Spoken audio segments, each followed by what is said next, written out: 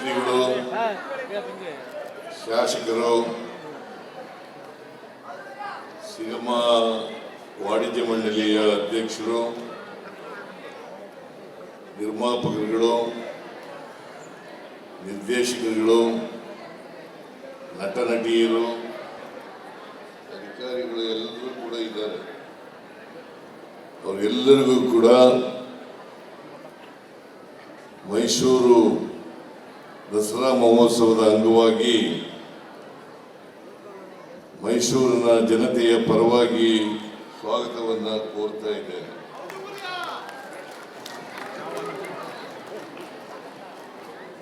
ನೀವೆಲ್ಲರೂ ಕೂಡ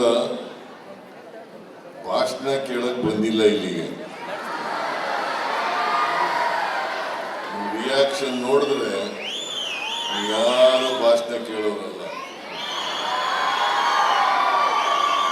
ನಟ ನಟಿಯರನ್ನ ನೋಡ್ಲಿಕ್ಕೆ ಬಂದಿದ್ದೀರಿ, ಸಿನಿಮಾ ನೋಡ್ಲಿಕ್ಕೆ ಬಂದಿದ್ದೀರಿ. ಹಾಗಾಗಿ ನಾನು ಮಾತಾಡಲಿಕ್ಕೆ ಹೋಗಲ್ಲ, ಹೆಚ್ಚು ಮಾತಾಡಲಿಕ್ಕೆ ಹೋಗಲ್ಲ. 4ನೇ ತಾರೀಕಿನಿಂದ 10ನೇ ತಾರೀಕಿನವರೆಗೆ ದೇಶ ವಿದೇಶಗಳ ಪ್ರಶಸ್ತಿ ತಗೊಂಡಿರ್ತಕ್ಕಂಥ ಸಿನಿಮಾಗಳು ಪ್ರದರ್ಶನ ಆಗ್ತವೆ. ನಿಮ್ಮೆಲ್ಲರಿಗೂ ಇದು ಒಂದು ಸುವರ್ಣಾವಕಾಶ. ಅಲ್ಲಿ ಹೋಗಿ ಸಿನಿಮಾ ನೋಡಬೇಕು ಅಂತೇಳಿ ನಿಮ್ಮಲ್ಲಿ ಮನವಿಯನ್ನು ಮಾಡಲಿಕ್ಕೆ ಬಯಸ್ತಾ ಇದ್ದೇನೆ. ನಿಮ್ಮ ಹಳೇ ಕಾಲದ ರಾಜ್ಕುಮಾರ್ ಅವರಿಂದ ಹಿಡಿದು ಇವತ್ತಿನವ್ರಿಗೆ ಇರ್ತಕ್ಕಂಥ ಎಲ್ಲ ನಟ ನಟಿಯರನ್ನು ನೋಡಲಿಕ್ಕೆ ಅವಕಾಶ ಸಿಗುತ್ತೆ. ನಂಬರ್ 1. ನಂಬರ್ 2, ಪ್ರತಿ ವರ್ಷದಂತೆ ಈ ವರ್ಷನೂ ಕೂಡ ದಸರಾ ಮಹೋತ್ಸವದ ಸಂದರ್ಭದಲ್ಲಿ ಸಿನಿಮೋತ್ಸವವನ್ನು ಆಚರಣೆ ಮಾಡ್ತಾ ಇದ್ದೀವಿ. ಈ ಸಿನಿಮೋತ್ಸವವನ್ನು ಅತ್ಯಂತ ಸಂತೋಷದಿಂದ ಇವತ್ತು ನಾನು ಉದ್ಘಾಟನೆ ಮಾಡಿದ್ದೇನೆ. ಈಗಾಗಲೇ ರಾಜೇಂದ್ರ ಸಿಂಗ್ ಬಾಬು ಅವರು ಹೇಳದಂತೆ ಮೈಸೂರಿನಲ್ಲಿ ಹಿಂದೆನೇ ನಾನು ಚೀಫ್ ಮಿನಿಸ್ಟರ್ ಆಗಿರುವಾಗ ಹಿಂದಿನ ಬಾರಿ ನಾನು ಮೈಸೂರು ನಗರದಲ್ಲಿ ಸಿನಿಮಾ ನಗರಿಯನ್ನು ಮಾಡಬೇಕು ಅಂತೇಳಿ ತೀರ್ಮಾನ ಮಾಡಿ ಅವತ್ತೇ 110 ಎಕರೆ ಜಮೀನನ್ನ ಹಿಮ್ಮಾವತ್ರ ಕಡ್ಕೊಳ್ಳೋದ ಹತ್ರ ಇರ್ತಕ್ಕಂಥ ಊರಿನಲ್ಲಿ ಅದನ್ನು ಮಾಡಬೇಕು ಅಂತೇಳಿ ತೀರ್ಮಾನ ಮಾಡಿದ್ದೀವಿ. ಮೊನ್ನೆ ಮೀಟಿಂಗ್ ಮಾಡಿ ಇನ್ನೂ 50 ಎಕರೆ ಜಮೀನನ್ನು ಇದಕ್ಕೋಸ್ಕರ ಕೊಡ್ತಾ ಇದ್ದೀವಿ. 160 ಎಕರೆ ಜಮೀನನ್ನು ಇದಕ್ಕೋಸ್ಕರ ಮುಡುಪಾಗಿಡ್ತಾ ಇದ್ದೇವೆ. ಒಂದು ಮಾದರಿಯಾದಂಥ ಸಿನಿಮಾ ನಗರಿಯನ್ನ ಮಾಡಬೇಕು ಅಂತಕ್ಕಂಥದ್ದು ಸರ್ಕಾರದ ಉದ್ದೇಶ, ಎಲ್ಲ ಚಿತ್ರರಂಗದಲ್ಲಿರ್ತಕ್ಕಂಥವ್ರ ಎಲ್ಲರ ಉದ್ದೇಶ.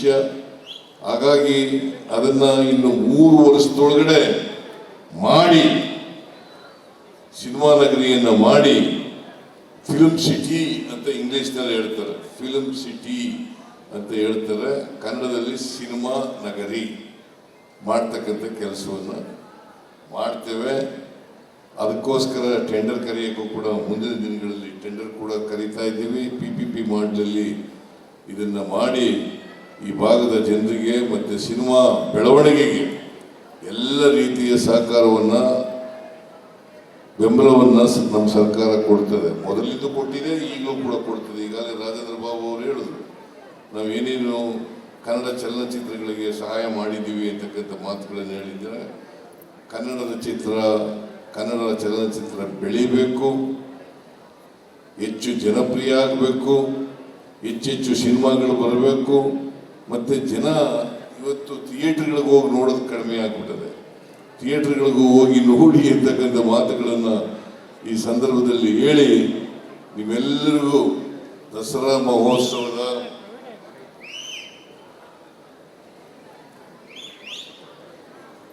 ಮಹೋತ್ಸವದ ಶುಭಾಶಯಗಳನ್ನು ಕೋರ್ತಾ ಇದ್ದೇನೆ.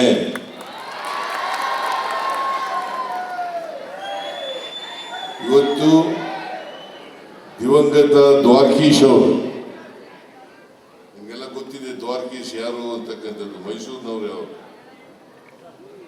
ಅವರು ನಿರ್ಮಾಪಕರಾಗಿದ್ದರು, ನಟರಾಗಿದ್ದರು, ನಿರ್ದೇಶಕರಾಗಿದ್ದರು, ಬಹಳ ಅಪಾರವಾದಂಥ ಕೊಡುಗೆಯನ್ನು ಕನ್ನಡ ಚಿತ್ರರಂಗಕ್ಕೆ ಕೊಟ್ಟಿದ್ದಾರೆ.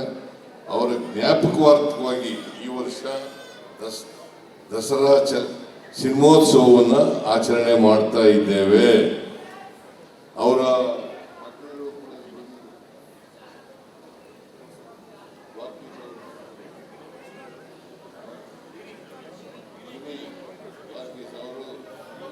ಪ್ರೊಡ್ಯೂಸರ್ ಯೋಗಿ ಗಿರಿ ಹೆಚ್ಚು ಕಡಿಮೆ ಗಿರಿ ದ್ವಾರಕೀಶ್ ತರನೇ ಇವರು.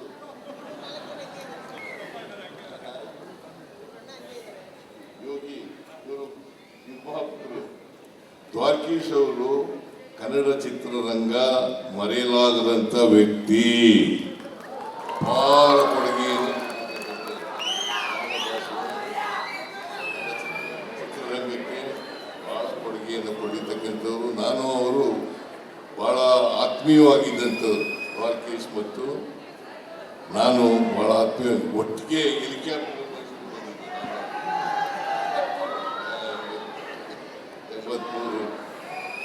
ರಾಮಕೃಷ್ಣ ಹೆಗ್ಡೆಯವರು ನಮ್ಮ ಮೈಸೂರು ಆಗ ಇದ್ದಂಥ ಹೆಲಿಕಾಪ್ಟರ್ನಲ್ಲಿ ದ್ವಾರಕೀಶ್ ಅವರು ನಾನು ಮೈಸೂರಿಗೆ ಬಂದು ಮೈಸೂರು ಡ್ಯಾನ್ಸ್ ರಾಜ ಡ್ಯಾನ್ಸ್